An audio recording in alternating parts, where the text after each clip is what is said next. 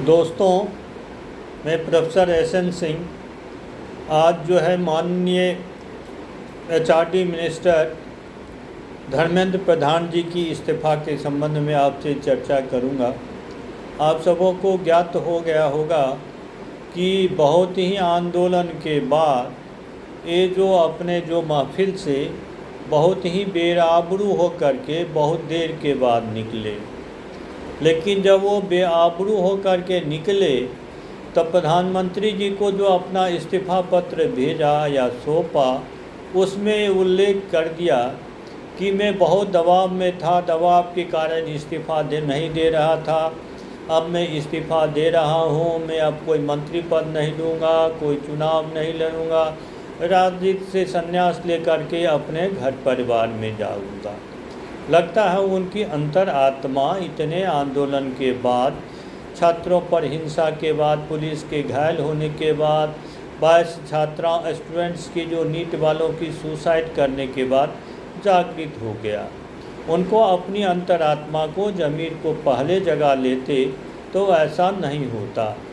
कारण उनका तो राजनीतिक अनुभव है। उन्होंने ही 1997 में उत्कल विश्वविद्यालय में एबीवीपी नेता के रूप में क्वेश्चन पेपर आउट होने पर वहां आंदोलन किया था और उस पर कार्रवाई किया था। अब उनकी क्वेश्चन पेपर के आउट होने से ही जो राजनीति शुरू हुई और बीजेपी के नेताओं की नज़र में आए और सीढ़ी दर सीढ़ी चढ़ते हुए मोदी जी के सरकार में 14 से लेकर के अब तक 12-13 वर्ष तक पहले पेट्रोलियम मंत्रालय, फिर शिक्षा मंत्रालय संभाले, कई राज्यों में चुनाव प्रभारी बने और बीजेपी को विजय दिलवाई। इतने ज़्यादा तजुर्बाकार होने के बावजूद भी वो अपने ज़मीर को क्यों दबा के रखा। और ऐसा भी नहीं कि उनके जो राजनीतिक अनुभव नहीं रहा हो। उनके पिताजी भी जो है वाजपेयी जी के सरकार में मंत्री थे और उन्होंने बारिश के रूप में ही उनको राजनीति भी मिला। और उनको ज्ञात भी होगा कि वाजपेयी जी की सरकार में उनके पिताजी के ही सहयोगी नीतीश कुमार जी थे, जो जब रेलवे दुर्घटना हुआ तो अंतरात्मा की आवाज़ से इस्तीफ़ा दे दिया। उनको वाजपेयी जी ने और बहुत सारे लोगों ने रोका कि इस्तीफ़ा नहीं दे, और नहीं माना। उन्होंने अपने इस्तीफ़ा स्वीकार करवाया और उनकी जो ये अपनी अंतरात्मा की जो आवाज़ थी उससे प्रभावित होकर के वाजपेयी जी उनको बिहार का मुख्यमंत्री बनवाया और बाद में जाकर के एक सफल नेतृत्व दिए, एक कामयाब नेता के रूप में स्थापित हुए। लाल बहादुर शास्त्री की कहानी भी वो सुने थे, रेल दुर्घटना के बाद इस्तीफ़ा दे दिया था। आडवाणी जी के तो आप बीजेपी में ही हैं, सुने ही होंगे। हवाला में जब नाम आया तो वह लोकसभा का चुनाव ने लड़ा और बहुत समय तक अपने आप को राजनीति से अलग ही रखा। तो आप उनके पद चलने पर चल सकते थे।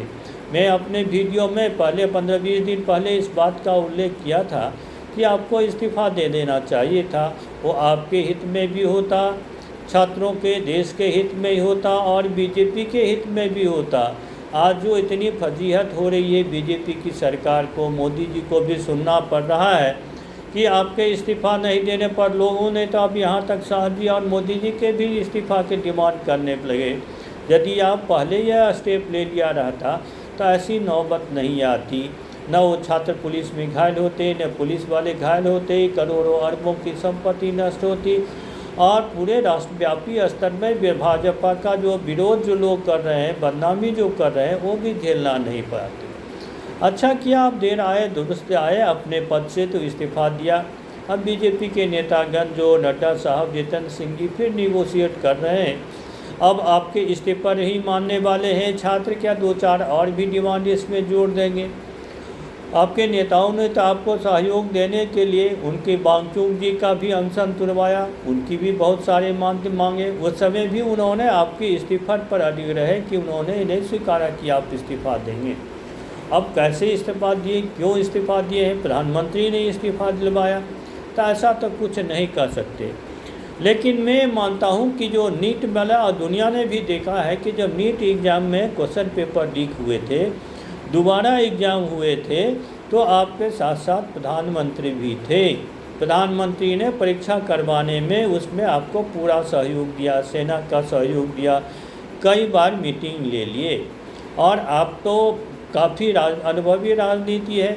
जो प्रधानमंत्री को सहायता देने के लिए मंत्रिमंडल होते हैं, कैबिनेट होते हैं, मंत्रिमंडल देते हैं, सलाह देते हैं, विभागों के काम चलाते हैं। प्रधानमंत्री नहीं होते हैं कि विभागों के काम के संचालन के लिए। जब खुद प्रधानमंत्री को आपके विभाग के संचालन करने के लिए आना पड़ा तो आपको तत्काल छोड़ देना चाहिए। और भी कल परसों की स्थिति ये है कि आपके बिना दिए हुए सलाह या आप दिमाग पहले भी लगा सकते थे, इस पर भी कठोर कार्रवाई हो। आपने पहले भी नीट वाले आपका समय में पेपर लीक हुआ, जो पेपर लीक करने वाले भी अदालत से बरी हुए, किसी को सज़ा नहीं हुई। आपने ये प्रस्ताव कभी नहीं दिया कि जो पेपर लीक करने वाले लोग हैं उन पर जो है कड़ी सी कार्रवाई हो, 5-10 साल की सज़ा हो, या तो बहुत लोग डिमांड करते हैं उनको फांसी की भी सज़ा दे दिया है कि लोग जो है डरे भी। तो वो प्रस्ताव भी आपने नहीं लाया, प्रधानमंत्री को ही करना पड़ा।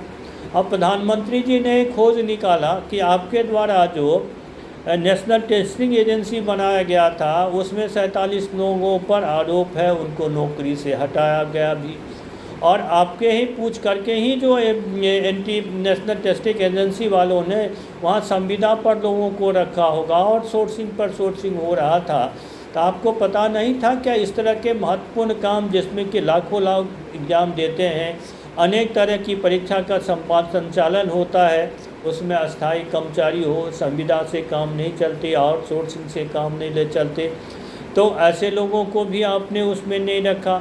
और हो सकता है कि उस नियुक्तियों में भी अब वो जो घपला हुआ जो संविदा वाले हैं वो कौन है, जैसे कि मंदिर में वाले में रहा कि जिन लोगों को रखा गया समझिए संविदा पर भी ठेके पर ही 15-20 हज़ार रुपये में, वो सब के सब भाई भतीजे थे। अब इसमें आपके कौन थे नहीं थे मैं कुछ नहीं कर सकता, लेकिन जो है उस पर भी आपने ध्यान नहीं दिया। कितने महत्वपूर्ण गोपनीय काम है तो उस पर भी ध्यान देते।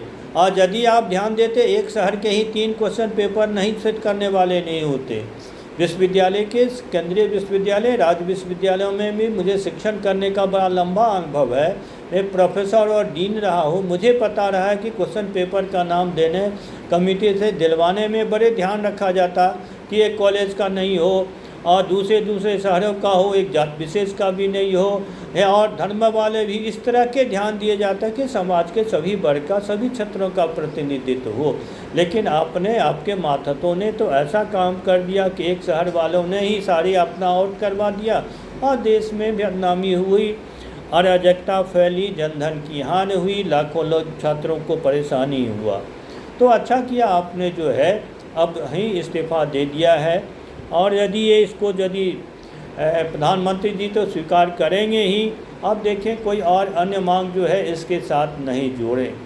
और आपके साथ ही जो दूसरे लोगों को, मंत्रियों लोगों को जो इनके यहाँ इस्तीफ़ा जो क्वेश्चन पेपर आउट होते हैं उनकी भी जिम्मेदारी होगी, वो भी इस्तीफ़ा देंगे।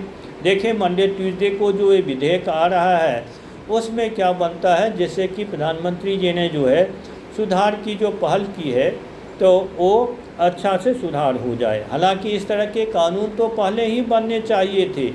जब प्रधानमंत्री जी के नेतृत्व में जो जितने 1861 के हज़ारों कानून थे बदल दिए गए।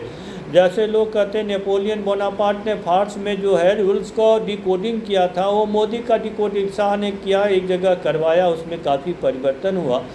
यदि इस तरह के जो कानून पहले भी सख्त कानून बनते तो ये बार बार इस तरह के क्वेश्चन पेपर आउट नहीं होते और देश के सामने भी और बीजेपी एनडीए के सामने भी एक किरकिरी नहीं होती और इतने नहीं होते।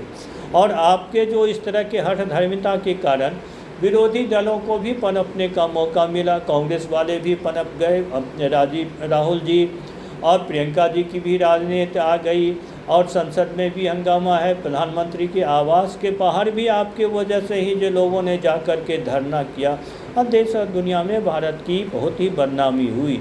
और जेन बी को युवकों को उकसाया भी गया कि भाई देश में जो कोई कानून व्यवस्था नहीं है और इस तरह के धड़ल्ले से गड़बड़ी हो रहे हैं। मैं नहीं कहता कि गड़बड़ी नहीं होती, पहले भी होते हैं और इस तरह की गड़बड़ी करवाने वाले बड़े ही लोग होते हैं जो अपने बाल बच्चों के लिए, परिवार के लिए, पैसों के लिए अपने कमीशन में चेयरमैन को, मेंबर को नियुक्त करते हैं, उनके माध्यम से गड़बड़ी करवाते हैं अंदर स्टाफ भी उनका होता है, प्रिंटिंग प्रेस वालों की जानकारी उनकी होती है।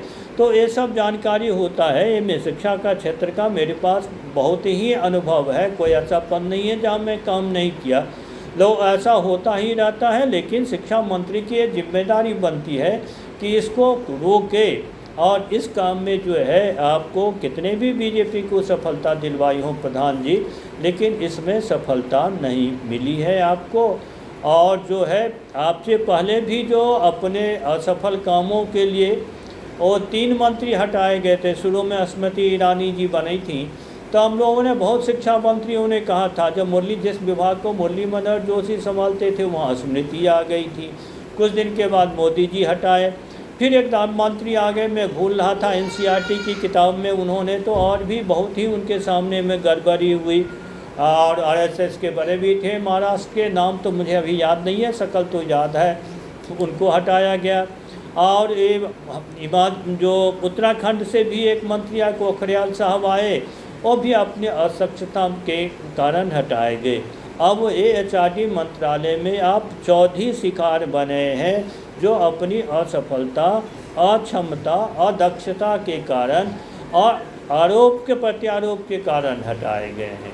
और यदि आपकी जो विभाग की कार्रवाइयाँ, नियुक्तियाँ, विषयों की नियुक्तियाँ हों और बहुत ग्रांट्स वगैरह हों, क्वेश्चन पेपर हों, तो इस सब की यदि गड़बड़ी पर यदि पढ़ते मोदी जी जब खोलना शुरू कर दिया है, तो अनेक परत दरप खुलते गए हैं कि आपके समय में लगभग आप 5 वर्ष तक उच्च शिक्षा मंत्री रहे हैं।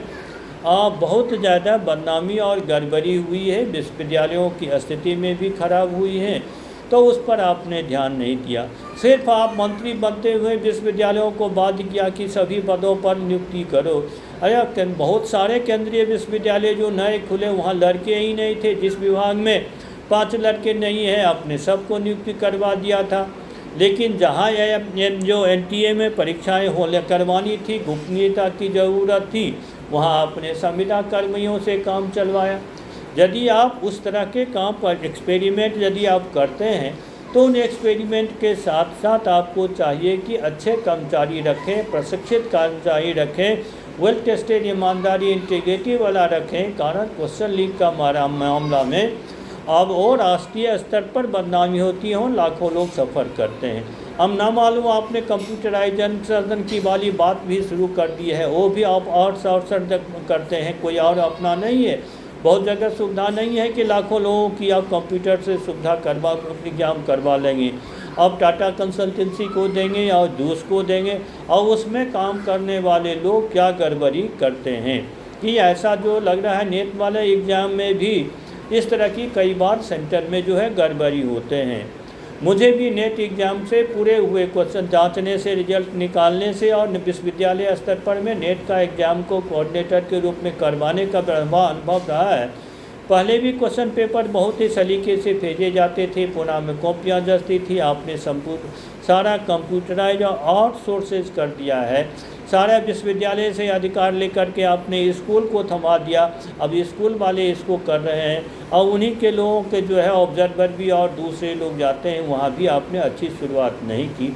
अब यदि ये नीट का आया है तो नेट वाला भी मामले आएंगे, और दूसरे भी बड़े बड़े एग्जाम में जो गड़बड़ियाँ हैं वो सामने परत दर परत उजागर होंगे।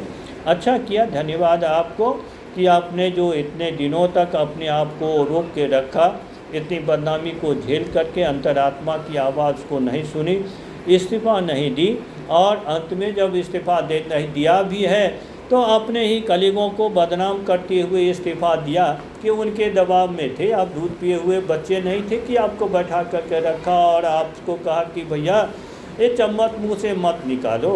आप अपनी सुरक्षा से उम्मीद में थे कि इसको यदि हटाएंगे भी तो दूसरा पद देंगे।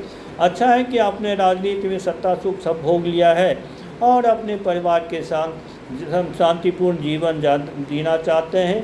ईश्वर आपको स्वस्थ रखें, दीर्घायु रखें और शांति से रखें, और युवाओं को भी शांति से जीने दें। धन्यवाद।